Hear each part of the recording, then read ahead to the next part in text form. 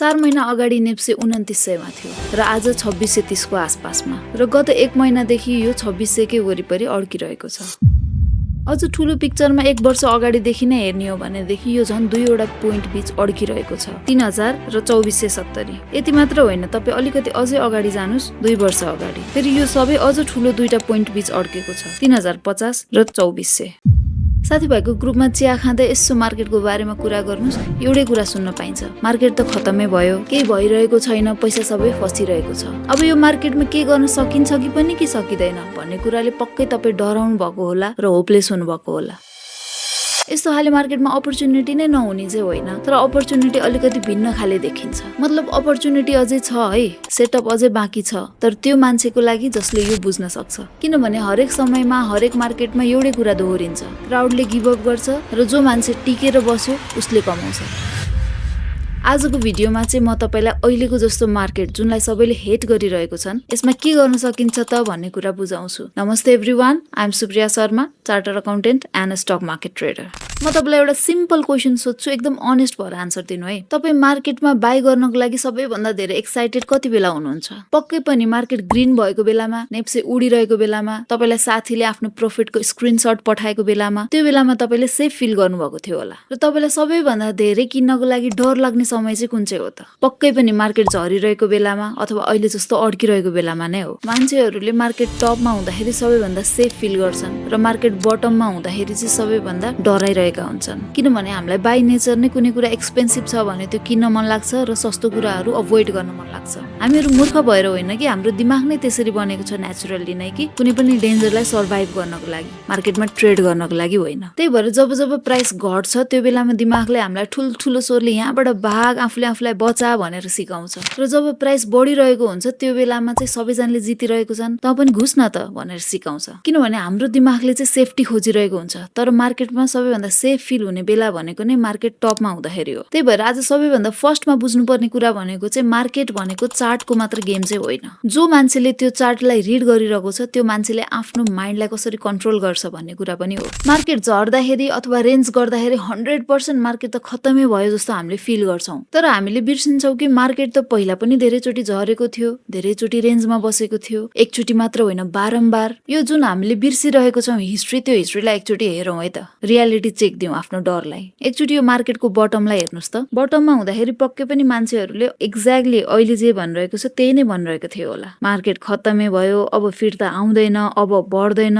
तर हरेकचोटि अड्केको अथवा डाउन ट्रेन्डमा गएको मार्केट फेरि अप ट्रेन्डमा गएको छ, र अरू मान्छेहरू डराइरहेको बेलामा जो मान्छेले त्यस्तो टाइममा किन्यो त्यो मान्छेले नै प्रफिट गरेको छ। इमेजिन गर्नुहोस् कि तपाईँ यो चार्ट हेर्दै हुनुहुन्छ, यो चार्ट त डाउन ट्रेन्डमा छ, यो त एकदम विक देखिरहेको छ। एक्ज्याक्टली यही लजिकहरूले गरेर चाहिँ डाउन ट्रेन्डिङ मार्केटमा चाहिँ स्टक बाई गर्नको लागि एकदम साइकोलोजिकल्ली डिफिकल्ट हुन्छ। तर एकचोटि हेर्नुहोस् यसपछि फेरि के भयो।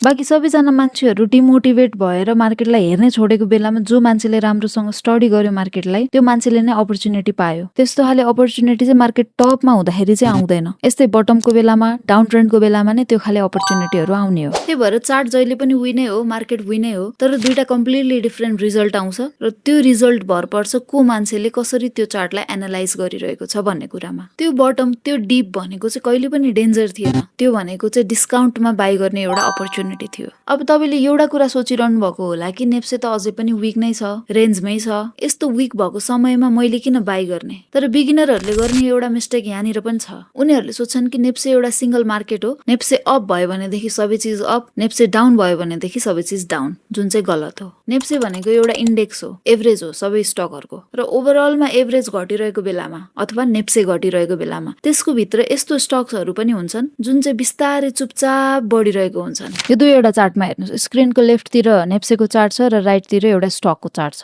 एउटै टाइम पिरियडमा मैले यसरी हाइलाइट गरेको छु। अब यो टाइममा हेर्नुहोस् नेप्से चाहिँ रेन्जमा छ, कतै पनि गइरहेको छैन, तर यो स्टक यो बेलामा higher high higher low, higher high higher low बनाउँदै अप ट्रेन्डमा गइरहेको छ। त्यही भएर स्टकले चाहिँ इन्डेक्सलाई चाहिँ हरेक टाइम फलो गर्छ भन्ने छैन, र खासमा लजिकली हेर्दाखेरि त जब स्टकहरू बढ्छ नि त्यसपछि मात्र नेप्सेमा रियाक्सन आउँछ त्यसको। यस्तो फेजहरूमा पनि हामीहरूले अपर्च्युनिटी निकाल्न सक्छौँ। त्यस्तै अर्को यो एक्जाम्पलमा हेर्नुहोस्, यो पनि एक्ज्याक्टली सेम पिरियडमा छ यो दुईटा चार्टहरू। अब यहाँनिर पनि नेप्से चाहिँ रेन्जमा देखिन्छ, नेप्सेमा खासै केही मुभमेन्ट नै भएको छैन। तर यो स्टकको प्राइस हेर्नुहोस्, यो बेलामा बिग मुभ आएको छ, यसमा यो अप ट्रेन्डमा छ। त्यस्तै यो दुईवटा चार्ट पनि सेम टाइमको हो। नेप्से हामीहरू देख्न सक्छौँ डाउन ट्रेन्डमा गइरहेको छ त्यो टाइममा, र त्यही टाइममा नै यो स्टक अप ट्रेन्डमा गइरहेको छ, र यसले चाहिँ झन् पहिलाको हाईलाई पनि ब्रेक गरेर हायर हाई नै बनाइरहेको छ, जबकि यहाँ नेप्सेले चाहिँ लोअर लो बनाइरहेको थियो। यो कसरी पोसिबल भयो भन्दाखेरि डाउन ट्रेन्डिङ मार्केट अथवा रेन्जिङ मार्केटमा पनि पैसा पुरै डिसअपियर हुँदैन, त्यो मात्र मुभ हुन्छ, रोटेट हुन्छ। विक स्टकबाट स्ट्रङ स्टक्समा, विक सेक्टरबाट स्ट्रङ सेक्टर्समा, जुन मार्केटमा अलिकति डर बढेको छ त्यस्तो मार्केटबाट अपर्च्युनिटी भएको मार्केटमा। सो त्यही भएर कसैले पुरै मार्केट डाउन छ भनेर भन्छ भनेदेखि त्यो चाहिँ एउटा बिगिनर ओपिनियन मात्र हो। र तपाईँ यदि एउटा स्किल ट्रेडर हुनुहुन्छ भनेदेखि तपाईँको जब भनेको नेप्से ट्रेड गर्नु त होइन, तपाईँको जब भनेको पैसा बिस्तारै कतातिर गइरहेको छ भनेर पत्ता लगाउनु हो। तर यो स्ट्रङ स्टक्सहरू पत्ता लगाउनु भनेको पनि फेरि आधा स्किल मात्र हो, र बाँकीको आधा जुन स्किल छ त्यसले नै विनर र लुजर डिसाइड गर्छ यस्तो खाले मार्केटमा। त्यो आधा स्किल भनेको चाहिँ तपाईँले कसरी आफ्नो प्रफिट लिनुहुन्छ भन्ने कुरा हो। फेरि अब तपाईँलाई म अनेस्ट भएर भन्नु पर्दाखेरि चाहिँ बुल मार्केटमा पैसा कमाउनु जे भए पनि अलिकति सजिलो हुन्छ। तपाईँले जेसुकै स्टक बाई गर्नुहोस्, आँखा चिम्म गर्नुहोस्, त्यो माथि नै गइरहेको हुन्छ। तर यस्तो खाले मार्केट, डाउन ट्रेन्डिङ मार्केट अथवा रेन्जिङ मार्केटमा चाहिँ त्यो मान्छेले मात्र कमाउन सक्छ जोसँग चाहिँ एक्चुअलमा ट्रेडिङ स्किल्स छ। अब त्यो कसरी भनेर भन्नु पर्दाखेरि डाउन ट्रेन्डिङ मार्केटमा अथवा रेन्जिङ मार्केटमा पनि प्राइस पुरै तल त झरिरहेको हुँदैन स्ट्रेट लाइनमा, त्यहाँ पनि प्राइस वेव्समा मुभ हुन्छ, तल झर्ने, बाउन्स ब्याक गर्ने, पुल ब्याक आउने, फेरि तल झर्ने, यसरी चाहिँ प्राइस मुभ भइरहेको हुन्छ। र त्यही पुल ब्याकहरू चाहिँ स्किल ट्रेडर्सहरूले क्याच गर्न सक्छन्, लोमा इन्टर गर्ने, प्रफिट निकाल्ने, फेरि चुप लाएर बस्ने। अब पुरै डाउन ट्रेन्ड नै यहीँनिर सकियो, अब यहाँबाट चाहिँ पुरै अप ट्रेन्ड आउँछ भनेर त्यो पुरै मुभ नै प्रेडिक्ट गर्नुपर्छ भन्ने छैन। तपाईसँग यस्तो खाले स्पेसिफिक स्ट्राटेजी हुन सक्छ कि जुनले चाहिँ डाउन ट्रेन्डिङ मार्केटमा पनि जुन सानो सानो बिचमा पुल ब्याक आउँछ त्यसमा एन्ट्री एक्जिट दिइहाल्छ, र यसरी तपाईँ डाउन ट्रेन्डिङ मार्केटमा पनि पार्टिसिपेट गर्न सक्नुहुन्छ। अब त्यो भनेको बुलिस मार्केटमा जस्तो प्रफिट गर्नको लागि एकदम इजी चाहिँ हुँदैन। यस्तो खाले मार्केटमा चाहिँ प्रफिट सानो हुन्छ, स्लो हुन्छ, तर स्टेडी हुन्छ, र स्टेडी प्रफिट गरिरहनु भनेको पनि यो मार्केटको सुपर पावर हो। किनभने प्राय मान्छेहरू डराएर केही पनि नगरेर केही मिरेकल हुन्छ कि भनेर कुरेर बसिरहेको बेलामा चाहिँ तपाईँ स्टिल मार्केटमा एक्टिभ भइरहनु भएको हुन्छ, स्लो एन्ड स्टेडी प्रफिट्स बनाइरहनु भएको हुन्छ।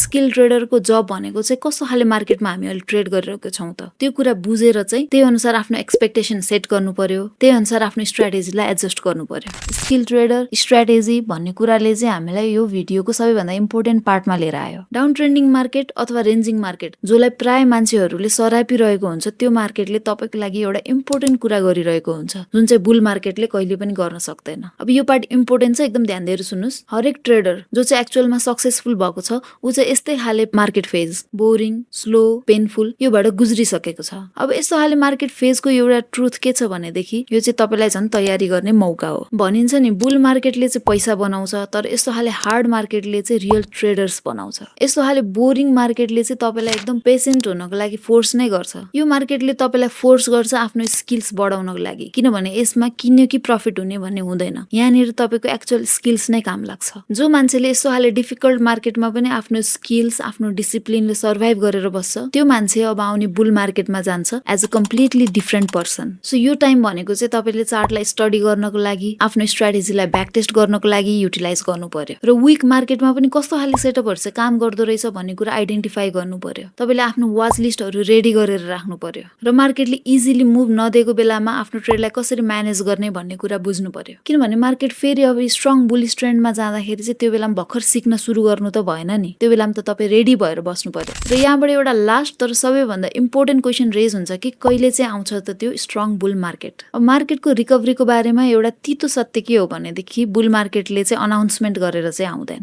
क्वाइटली बिस्तारै आफै सुरु हुन्छ त्यो। र जुन बेलामा तपाईँ इन्ट्री गर्नको लागि सेफ फिल गर्नुहुन्छ, तपाईँको वरिपरिको सबैजना बाई गर्नको लागि एक्साइटेड हुन्छन्, त्यो बेलासम्म चाहिँ प्रफिटको एउटा ठुलो भाग र सबैभन्दा इजी भाग चाहिँ छुटिसकेको हुन्छ।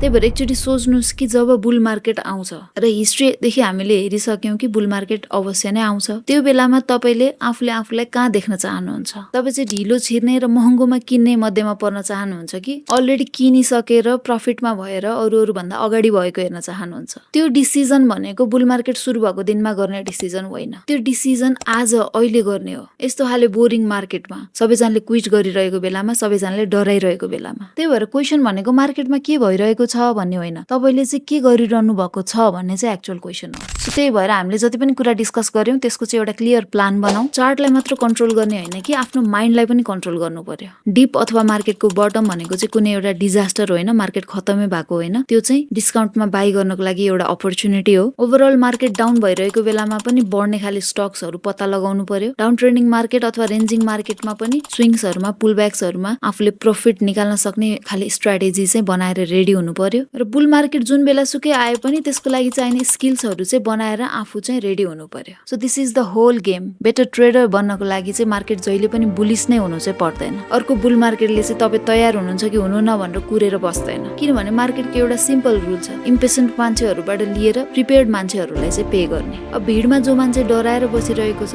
उले यो कुरा 1 वर्षपछि मात्र बुझ्छ, जब मार्केट अलरेडी टपमा पुगिसकेको हुन्छ र उले सोच्छ कि ओहो मैले 1 वर्ष अगाडि नै स्टार्ट गरेको भएदेखि। तर तपाईले त यो कुरा आज नै बुझ्नु भयो। So that's it for this video. I hope this video helped you. This is trading talks Nepal. See you guys in the next one. Bye.